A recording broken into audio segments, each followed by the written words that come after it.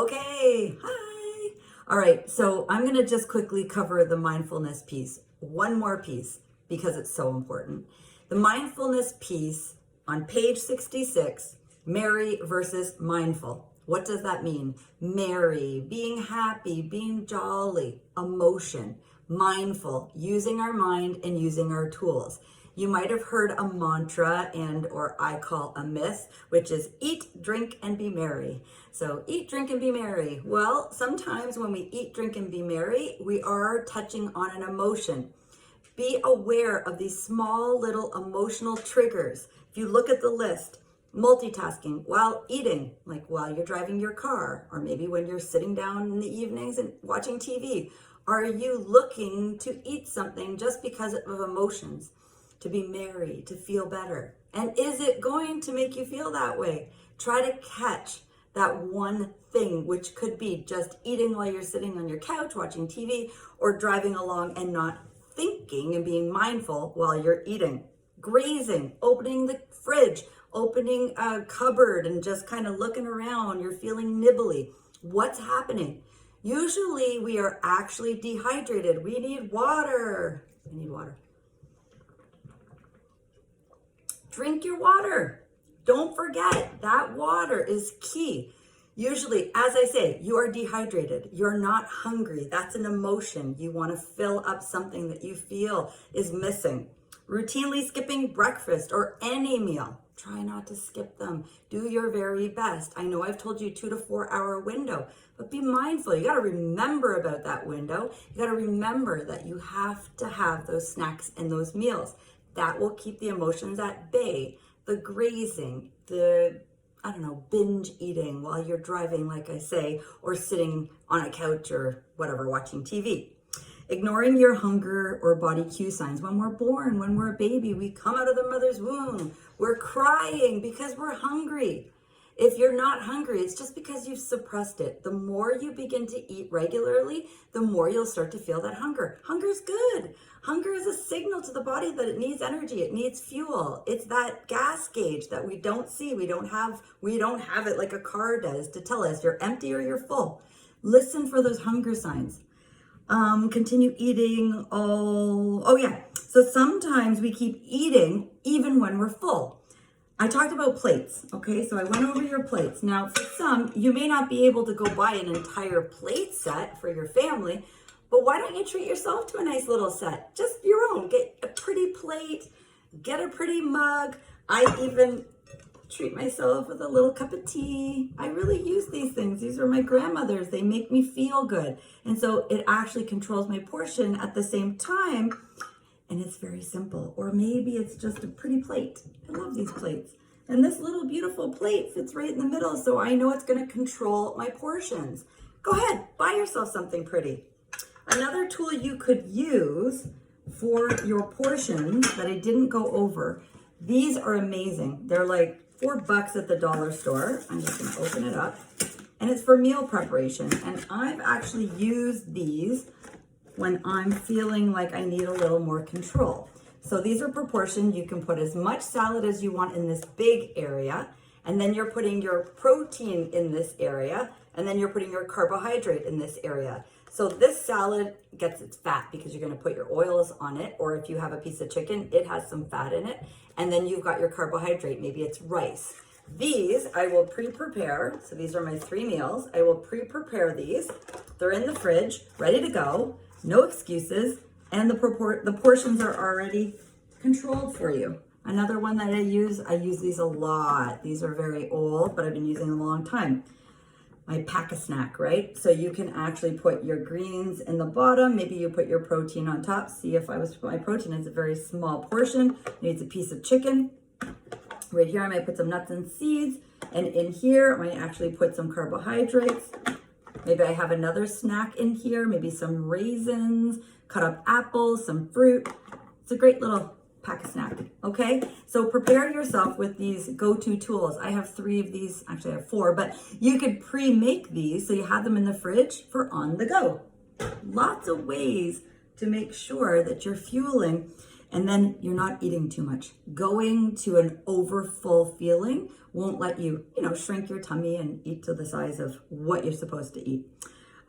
Which is a member of the Clean Eating Club. So, we were taught back in the day to clean off everything on our plate. So if your plate is really big, it makes your eye think, I need to fill it, and then you're actually going to try to finish it. So you don't have to finish everything on your plate. I'm going to give you permission. It's okay not to eat everything on your plate and recognize when you're full.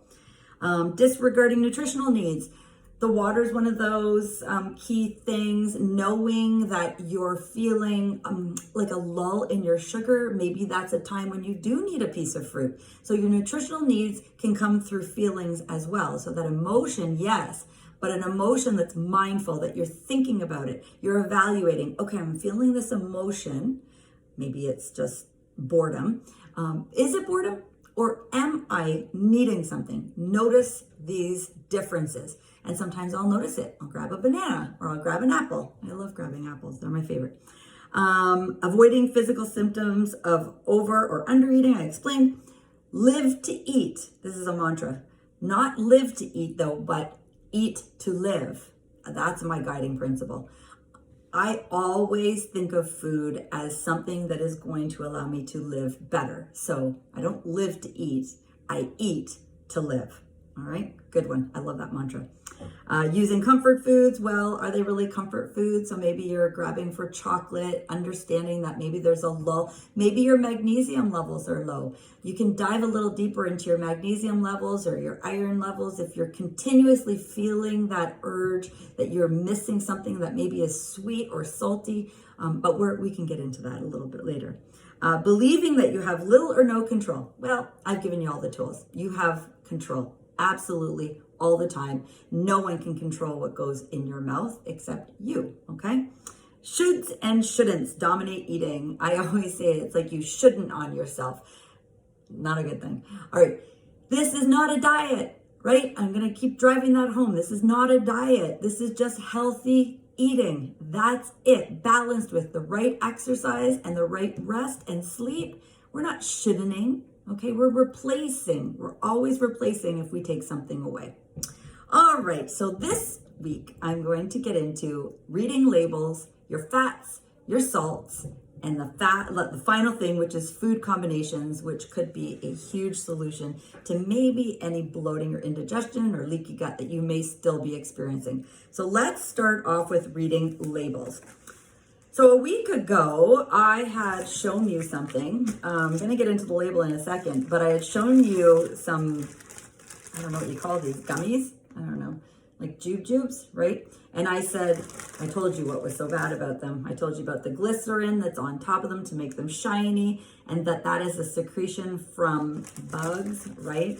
Varathane is secreted but don't worry, I'm not going to pull out a bug. So I had said these little bugs, they secrete something that actually is used to make the coating of those jubes or any of the candy shiny and glossy. Imagine, we don't want to eat something like that. I also said the dentist or the doctor used to give you a sucker and not to see food as a reward or as a treat because there are so many things that are bad for you. I didn't even get into the dyes that are in these. These dyes can affect many, many things. A lot of kids are dealing with ADHD right now. Triggers are a red dye for sure. You want to stay away from a red dye. But anyways, let's get into reading the labels. But I wanted to review that because we are going to be talking about these cookies on here with that gelatin filling, okay? All right, so on page 84, I'm just gonna break it down. Every single, whatever it is you're eating, has a nutritional label on it. If it is a product that is boxed, it's not a fresh fruit or fresh produce. It's got 13 different ingredients on it, no matter what. That's what's regulated. So we've got 1, 2, 3, 4, 5, 6, 7, 8, 9, 10, 11, 12, 13 ingredients. The ingredients are fat, and it tells you whether they're saturated fats or trans fats, the cholesterol, the sodium, the total carbohydrates, dietary fiber, sugar, and then we get to the bottom. I'm going to explain what these things all mean. But there's two things. So the ingredients list has two types of claims on it. One is a health claim, and the second is a nutrient content claim. The first one tells us how much that food can affect our diet. Basically, the percentage of what's in it that we need. So if you think from 0 to 100%, if it's around the 5% range, it's not too much of our diet, so it's actually a little better for us. But if it's closer to 40, 50%, that's what is consuming the 100% of what our full day's consumption is. Okay, that's all you need to know. You don't need to memorize what the percentages are or how to read them. But we know 0 is the lowest, a little better, and 100 is highest. That's a little bit worse, okay?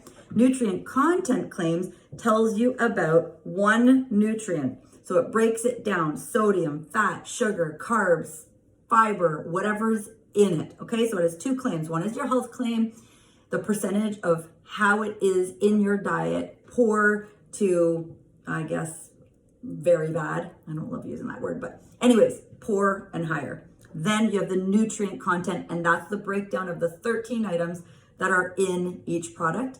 Even though a product may not have the item, it still has it on the list, and it might say 0. I will explain what I mean about that in just a second. When it comes to your serving size, when you think of a nutritional fact and you look at exactly what that food is, I've explained that is a fuel. And the next excellent explanation is that the fuel or the food is an energy. Energy is a kilocalorie. That's all you need to know. I do not want you counting calories. On page 83, there is a description, like a breakdown, 2 different charts letting you know, as a female, I'm 51 years old. If I sit all day, I need to be having 1,650 calories, going up to a low active to a high active, 2,100 calories. Here's why I don't count calories.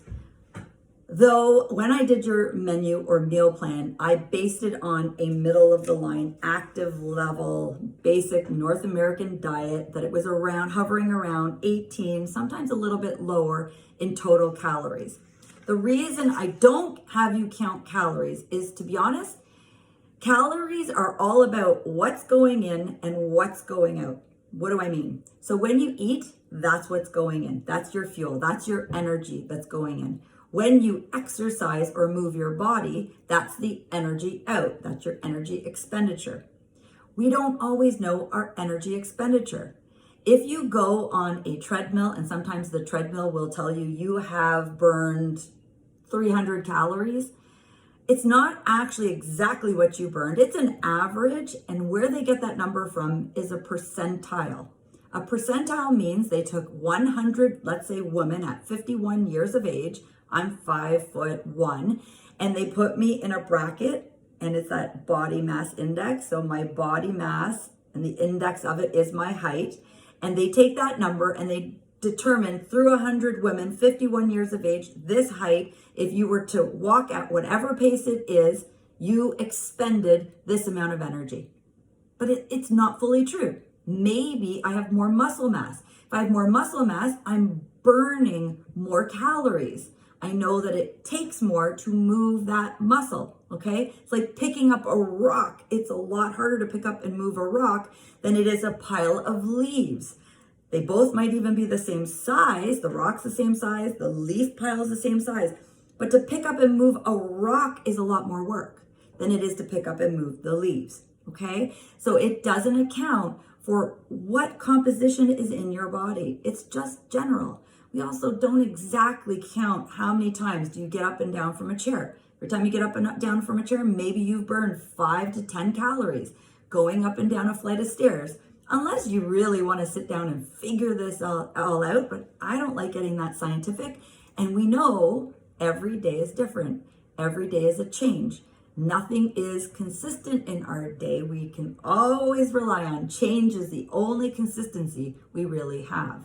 So counting calories is detrimental, because say I was taking in 1,500 calories and I'm expending, say, 2,000 calories, I'm at a deficit of 500. That's fine, because I know that eventually once I've burned 1,200 calories, this is just what I know. You don't need to know this. What I know is to burn 1,200 calories is to release 1 pound of fat. However, it never balances out. This one day it was 500, the next day it's 300, the next day it's 600. Does it all add up? Sure. Do we ever count calories? Yes. We count calories with someone who's extremely sedentary, obese, somebody who never even maybe leaves the house, leaves their bed. They need a much more seriouser or a more in-depth regimen. We need to do a lot more calculations than just their calories, okay? There is so much more to what they're doing, and I mean like taking blood work, urine samples, so on and so forth. That's not what we're doing. So calories aren't super important. You just read the label. It says, this is how many calories are in this bottle. In a teaspoon. So I have my serving size. I'm just looking at this bottle in particular. If you want to look on your piece of paper and we look at our label here, might be easier for you to follow along. Two of these cookies has 150 calories. Okay, now I know. So I have taken in 150 calories. That is just a measurement of energy that I took in. Remember what I said about the treadmill? So sometimes you'll do a really hard workout on the treadmill, let's say for 30 minutes, and it says you've expended 300 calories. And here you just brought in 150 calories with 2 cookies. A bit shocking, maybe a little bit discouraging. That's another reason I don't love counting calories. I just like to count everything else, which is going to be your portions, right? Making sure that we're getting enough fuel, so we're keeping our metabolism up, so we're constantly burning, trust me. Keep moving, keep active. I've got you training 2, if not 4 days a week, okay? That is your safe place. That is where we want to stay. That is our goal. That will keep us consistent, okay? All right, so let's get into it.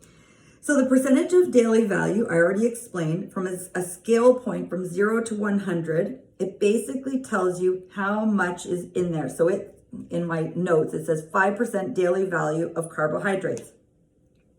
So if you look at the daily value of this particular cookie and you look across into percentage of fat or percentage of saturated fat or percentage of cholesterol, I'll tell you the one number that stands out big time. Saturated and trans fatty, which is fat, 18%. Okay, that's a pretty big number. We're only supposed to have 20 grams of fat in a day, okay? If this is 18% of my daily fat, I've only got 80% to work with. Okay, so if I look at my grams of fat, 7 grams of fat, 7 from 20 leaves me with about 13 grams left. A piece of chicken alone has 10 grams of fat. So if you have that chicken for dinner, maybe you had an egg for breakfast, or at lunch you had, a turkey sandwich, you have gone past your fat consumption, especially because what I just named was animal fats. So that percentage is very, very important. You really want to be anywhere below 10%, I'll give you, okay? 10% or lower on each of the items if you're having a packaged food. Not a lot of my food is packaged, like potatoes aren't packaged. We don't have packaged fruits. We don't have packaged vegetables. We can have as much as we want, but when it's packaged, we need to be aware. So on this particular bottle, it actually says total fat 1%. As far as the saturated fats and trans fats, 0.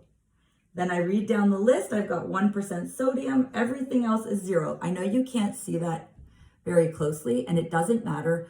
All I'm teaching you is how to read the label, okay? So this is, in my opinion, when I read this over, this is very healthy, okay? This is a very healthy alternative. Jade uses hot sauce a lot on top of her eggs, just to make them taste a little bit different, a little better to her. So the percentage is key, 10% or lower. So on our sample menu, I've gone over the 2 cookies have 150 calories. Then we have 7 grams of fat. This means almost half of this cookie is all fat, okay? Because 7 grams of that cookie, if we look at calories, which you don't need to know, but I know the calculation for 1 gram of fat is 9 kilocalories. So 7 times 9 gives me 63. If in my day I'm supposed to eat 100 or 1,500 calories and I took away 60, it's almost 100 of my calories are gone. 2 cookies, that's it. And there's a lot of people that don't even stop at 2 cookies. They eat like 6 of these cookies, okay? If you're looking at fat, 42% in total will go to it, which is very, very high. Almost half of this cookie is purely fat, okay? Purely fat. Now, when we move on, it says that trans fat, well, we don't want saturated fat. Note, no saturated fat at all, and no trans fat. Both of those are very difficult for your body to process, and it becomes a plaque around our heart and in our arteries. It clogs our arteries, and when our arteries are clogged, they just start to have this plaque that shrinks and shrinks and shrinks, and our blood can't get through, and that actually leads to heart condition and other diseases within your body. So we do not want to have saturated or trans fats. The cholesterol on the label, if you notice, the cholesterol says 0. Well, that's kind of funny because it has no animal product in it. The only way to get cholesterol through our food is through an animal product.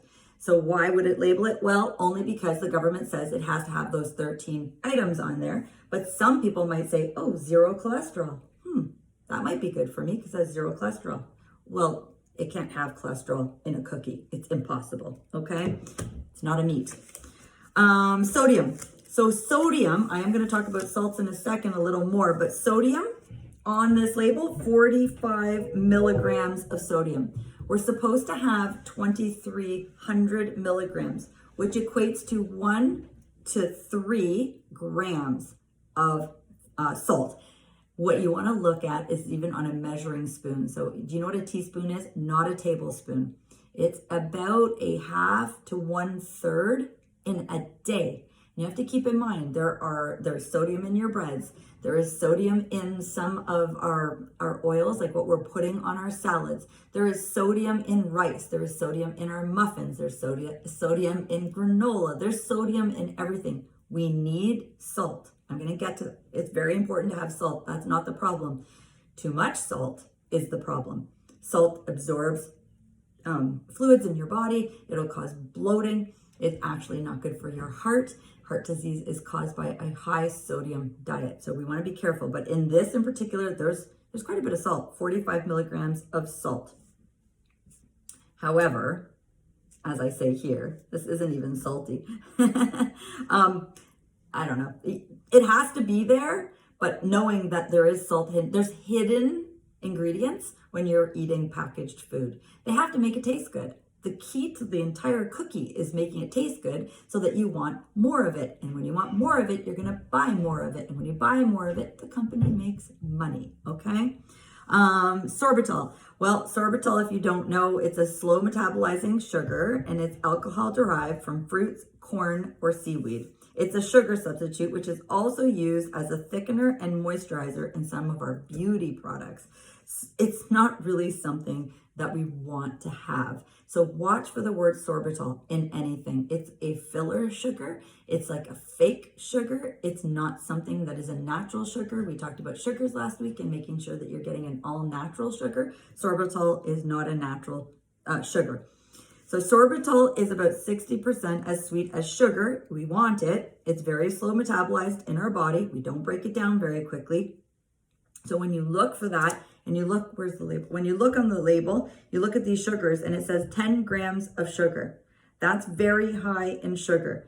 Our sugar, truthfully, I said never like a no sugar diet because it means they up something else. But in this in particular, that's very high. Maybe your sugar content should be around 5 grams. It should not be high, but it is one of the highest on this nutritional fact. I mean, if you look at the cholesterol being 0, the sugar being, or the fiber being 0, the sugar alcohols being 0. But then you look at the carbohydrates being 21. Carbohydrates is a direct reflection on this in particular, not to the fact that it's a bread, obviously, but it's made from a grain because a sugar, a refined sugar, which is a carbohydrate broken down, means that it's high in carbohydrates. Just 2 cookies are 21 grams. And so do I really want to get anything from, or do I really want to have this cookie? I'm not getting any nutrients from this cookie. The most important piece here is to look at the below of the dark line. So every nutritional fact has this big, bold, dark line. That's a very important part of the label. It'll tell you whether or not it has vitamin D, calcium, or iron and potassium in it. This product in particular, no, there's no vitamins in this. It's not about the nutrients. This is obviously something that's been pureed, whether it's jalapenos and then a little bit of salt, because it's got 30 grams of sodium. So if you, that's a tablespoon. We don't use a tablespoon. It's a little tiny dribble just for a little like taste, like a little tiny dribble. So being 30 milligrams of sodium isn't that bad because we're not using a teaspoon or a tablespoon of this product, okay? So below that big bold line, you're looking for iron, you're looking for potassium, you're looking for calcium, and you're looking for vitamins.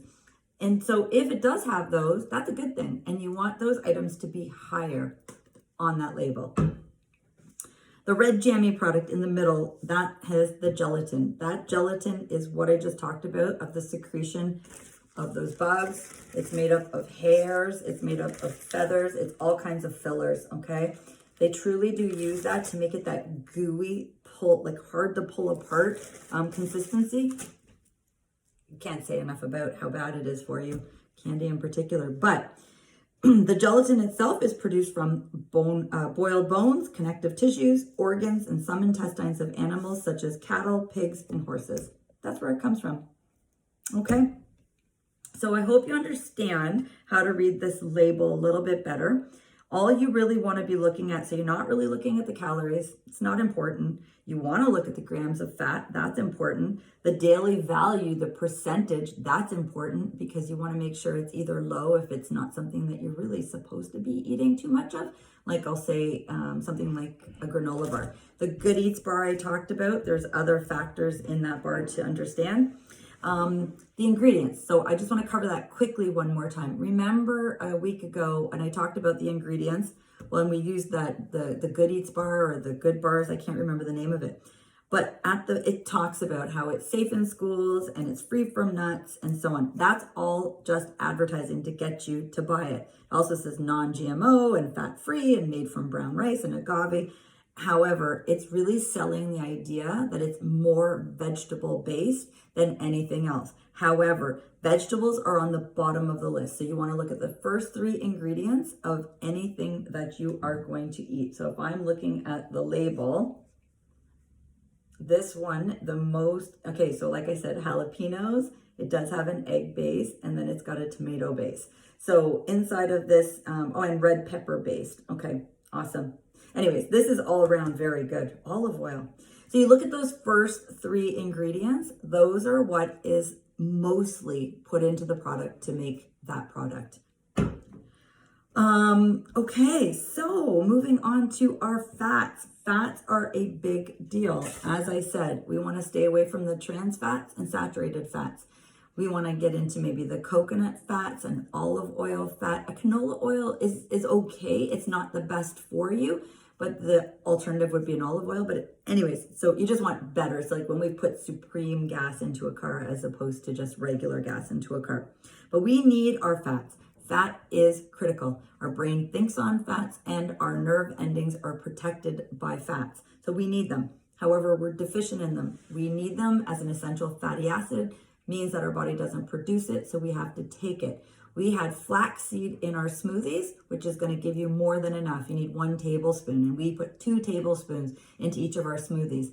The other is that if you wanted to take, let's say, a supplement, I don't really find I need to take a supplement because I'm very conscientious about what I'm eating. But if you wanted to take a supplement, an omega supplement would be really good. You might have heard your grandma say, take that cod liver oil.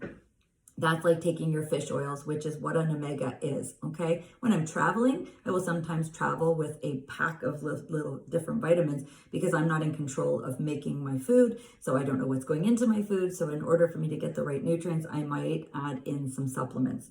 But you can get them in many different ways. As I said, the flaxseed, which could be even the flaxseed meal, which we've been putting in, hemp seed oil, walnuts. I'm on the bottom of page 85.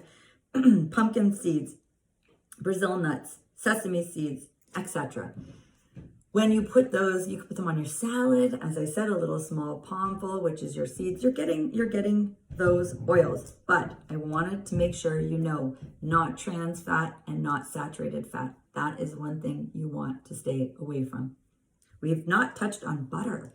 Butter is good. Margarine, not good. Okay, that is a processed form of butter. So replace any margarine that you have with butter. That is the key. You have to have it. Okay, it's fat. We need fat in our diet. Okay, let's move on to our salts quickly. All right, as I said, salts are very important.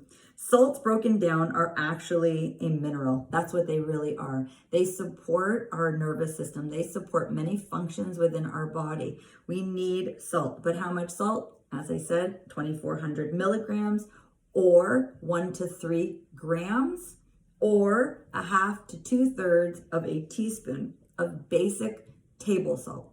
But we want to up the ante now.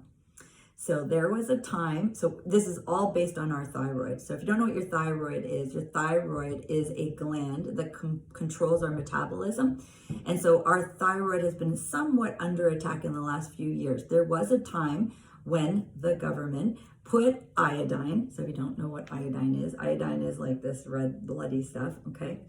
Iodine, sometimes people use it on their cuts to repair their cuts, but iodine is very healthy to stabilize your thyroid. So what they would do is they would put iodine into our white table salt. That was great in like the 1950s or earlier, okay? But then heart disease was on the rise because people used salt on their food quite a bit. They weren't aware of what it would cause, and eventually it led to a disease, heart disease, and other ailments. So people stopped eating it. When they stopped eating it, they weren't getting their iodine. Why do we need iodine? We need iodine for our thyroid. Hyperthyroidism has been on the rise. You may have heard of people who have a hypoactive thyroid or underactive thyroid, and they might need to take a medication. I truly believe you could heal yourself with food. I've always believed that. So we need that iodine. The iodine is so important, and the reason we don't get it as typical North Americans is because we live in an area that is far from the goiter belt. The goiter belt is where you will see hot areas. And when you think of hot areas, you think of oceans and seawater, okay? So we get it through the sea salts. So you need to change out, get rid of your table salt, your white uniodized table salt. That's what it is, uniodized, right? Table salt. Get rid of it and replace it with a sea salt. If you don't know what a sea salt looks like, it's a hard chunk like that. Now, I'm not expecting you to grind it off. You could, but you can buy sea salt, like loose sea salt. You can get this at Bulk Barn. So Jade puts everything in pretty little. She made these. She puts them in the salts. So she can just, while she's cooking, just grab a pinch, because that's all you need is a little pinch of salt, okay? And you put that. The other is to use a flaky, and this is a Himalayan salt, but you can't quite see it, but these are larger chunks. This is delicious. Like one little chunk like that when you're making, I don't know, scrambled eggs or trying to dress up a salad dressing, you can put a little chunk in. Delicious. Because, you know, we want it to taste good. But that's iodized salt is very important. So you want to replace all your salts with that sea salt. Another way you could get some of this sea salt is through your bath. Now you can buy Epsom salts. Epsom salts are similar. Epsom salts can go into a bath. I love Epsom salts with a really delicious smell because one of my senses that I like to be triggered is through my senses of smell. It's delicious. Oh, it's got such a calming effect. Okay, so a nice bubble bath with some Epsom salts. Epsom salts are also great for training. So understanding that when you train, you're ripping muscle just a little bit. It's healthy. It's how a muscle grows. So you're ripping little cells of muscle. And when that happens, in order to protect yourself or basically for repair, it fills with lactic acid. That lactic acid is when you feel like, oh, it hurts, or when you go to sit down and my legs hurt. That's lactic acid. If you have a bubble bath, you can actually fill your cells up with the Epsom salts, which will then prevent the lactic acid from getting into the cells. Remember when I talked about, these are our cells, these little bubbles, right? And we've been eating fraction foods, and I popped these cells. because I said that your cells are not full. And when your cells are not full, just like a protective bubble wrap, and I might wrap this fancy cup into it to protect it, that's the same for our body. If our cells on our body, so imagine I have billions of cells on my body, right? If they're not protected, that's when, I don't know, we have a risk for health. But also when we're exercising, we have a risk for, bruising, or you feel that pain of inflammation from working out. So Epsom salts, like when we eat a full nutrient dense food, because it's not a fraction food, we're eating whole foods. When we fill those cells up, it's really, really good. Same thing with the Epsom salts. We need them. They're minerals. They're minerals and they're healthy and they're not bad for you. So don't stay away from salt. Just be mindful of salt. The other place salt plays a really huge, big factor is in Gatorade.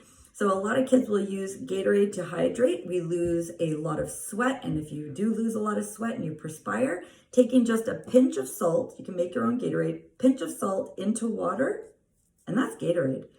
Gatorade just adds a little bit of a sweetener in there, and you can do that. You can put strawberries or cucumbers to give it its natural sweetness, but just a pinch of salt, and I mean a little tiny pinch.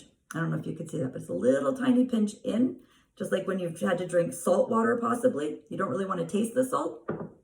That will allow your body to absorb more of the water so that you're hydrated for your exercise and or for everyday activities if you have a very physical lifestyle. Another great thing I love doing. So this is called Gamasio. Gamasio, this is a blend. There's a blend of sesame seeds in here, black and white sesame seeds with salt. Why? The reason you do that is if you're very iron deficient, you're always looking for ways of getting more iron in your diet. You're getting a lot of iron from your greens and from all your vegetables and other sources, but this is another fantastic way to just blend it in with your salt, and then you're still getting a little burst of iron at the same time as you're getting the sodium that you need. Got it? Okay, replace your salts. Sea salts. Very, very important because we need the iodine. You have to have that iodine in your system to balance your thyroid. Once you're balancing your thyroid, you're balancing your metabolism. When you're balancing your metabolism, you're balancing your energy. Full circle, okay? Very full circle. Food combinations. This is a big one. Okay, I'm not going to go into too much detail about it. You can ask me questions because this isn't for everybody. So even if you're getting the whole grains, eating the proper fats, having the enough, like your proteins are balanced between your plant-based proteins and your animal-based proteins, you're getting your sea salt, you're resting. What else have I had to do? You've changed out any of these sugary foods and any white refined flours and white refined salts. And still, you're getting bloating, indigestion, leaky gut syndrome, feeling lazy, feeling sluggish, like something's going on. It can be food combinations. What do I mean by that? I mean, when we put, let's say, green salad with a protein, like an animal-based protein, they may not combust in your stomach. But when we put a protein, like say a meat sauce with a complex carbohydrate, they may combust in our stomach. Here's why. So when that product, so the vegetables, I'm going to say go around the middle. So if I was to show you this chart, I have to move this out of the way. Okay, the biggest center here that can go with absolutely anything is our vegetables, okay? These are more water-based vegetables. So when we think water-based vegetables, you go to page 68. It's the non-starch, high water content. Those are like things like asparagus, broccoli, Brussels sprouts, cabbage, cauliflower, celery, cucumber, kale, leeks, leafy greens, onions, peppers. These types of things, they can blend with anything, okay? Even on your page 68, you can see in the center, non-starch. And then you see these little arrows shooting out of that center bullseye circle. And between it, it says poor or good. It's explaining what can go together. Our greens can go with almost anything. So I could have a green leafy salad with chicken. Where's chicken on here? Chicken, okay? and it's not going to combust in my stomach. It's the makeup, the acidity of the food that can cause combustion in the stomach, which then creates this leaky gas that makes you feel yucky, okay? You can also put, let's say, nuts and seeds together with that salad and nothing is going to happen. Let me give you an example of something that might combust. Pasta with a meat sauce. You've put your complex carbohydrates with your protein, but your animal-based protein, because we know our plant-based protein is a vegetable. And when you put those together, they create a combustion in the stomach and it makes us feel yucky. Some people love a turkey dinner with mashed potatoes. You've put meat with a carbohydrate and the two combust with each other and it makes you feel yucky. Or sometimes you might even have a pie. A pie itself has a pie shell that is made of a complex carbohydrate with a fruit in the middle. That can combust in the tummy. Then you add in ice cream, and now that ice cream, that milk base, combusts in your stomach. So you feel terrible. So there are some food sensitivities. I personally have a food sensitivity to eggs. And so I know when I have an egg, even though it's healthy for me, it's going to combust in my stomach, depending sometimes what I put it with and or how I cook it, it can combust. A way to avoid this is something called digestive enzymes. I use them quite often. The basis of it is a milk thistle. And that milk thistle is a natural herb that helps with digestion. It's almost like it creates this protection to my tummy, to my digestive system. So when I do eat something that's going to set me a little bit off, I'll take one of those or two of those, and it really, really helps me quite a bit. I can now eat eggs if I take digestive enzymes. They're just enzymes that go into the stomach, into the system, and they're an enzyme to protect you. They're all natural. There's nothing wrong with them. You may hear of people taking Beano or these over-the-shelf counter products. I don't recommend those, like Pepto-Bismol and things like that, because they're only going to mask or cover up a feeling. They're not actually giving you anything that's going to heal it and or fix the situation. So the enzymes, so I personally don't have enough digestive enzymes or the right digestive enzymes to break down an egg. I have a sulfur allergy and there is sulfur in eggs. And so I don't possess those enzymes in order to break it down. So that's why we take digestive enzymes. But you don't have to. It's not a requirement. First, start if you're finding you're having trouble with what you combine foods with. All right. So green salad, green leafy greens, any vegetables actually can go with absolutely anything. They can go with meat. They can go with fruit. They can go with nuts and seeds. They can go with tomatoes. The food combinations are endless when it comes to the greens. It's when you play around with what's outside of the circle on that sheet, which is your non-starch. So the non-starches are in the middle. Whatever's not a non-starch is on the outside. Take a look at it. It might be something that is still a little bit sticky in your diet. And it's just something I love to mention. So at one time, we had placemats made of these. They were a lot of fun because you learn what your sweet fruits are. And the best combination these sweet fruits are best combined with celery and lettuce. Do not use with an acidic fruit. So then you look down here. What's an acidic fruit? I think you probably already know this, but oranges, and then there's tomatoes and pineapples and kiwis and lemon. So we know maybe a banana combined with a lemon is going to combust in the system. Just kind of think about it. But when we make our smoothies, we're usually making a banana maybe with grapes or a pear or an apple. These are our subacid fruits, okay? These can combine with each other and not combust. So there's a lot to learn about food combinations, and you know how big our diet is, so I couldn't possibly go through every single one. I just wanted to bring it to your attention that if you're still feeling that way while you're eating or after you're eating and you're trying to digest your food, it could have to do with your food combinations. All right, awesome. Okay, so what are we doing? Eat, drink, and be merry. Maybe not the best mantra. Get away from live to eat. You eat to live. That will be your new mantra. You eat to live. It makes you feel great. Maybe get yourself some pretty plates, okay? Just for you. This is just going to be your set. Maybe for the next 3 weeks, maybe for longer, whatever. Treat yourself. Have a nice herbal tea with your tea plate, okay? Labels, just start reading the labels of any nutritional product that you buy. If it's a whole grain cereal, read the label, try to figure it out. And if you have any questions, write them down. Bring them to me the next time I see you. Let's see if we can dissect it a little together. Salts, replace your salts. Get yourself some Himalayan salt, okay? Pink salt. The darker the better, just so you know. It doesn't matter if it's not, but darker the better. This is a white one because it's in flakes. It doesn't mean it was bleached. It's just the process when it goes through the flaking and not broken down, because it's cut and stripped from, I don't know if you can see, but the side of this Himalayan salt has a lot of white on it. So it's what was stripped off the Himalayan salt. Maybe have a bubble bath.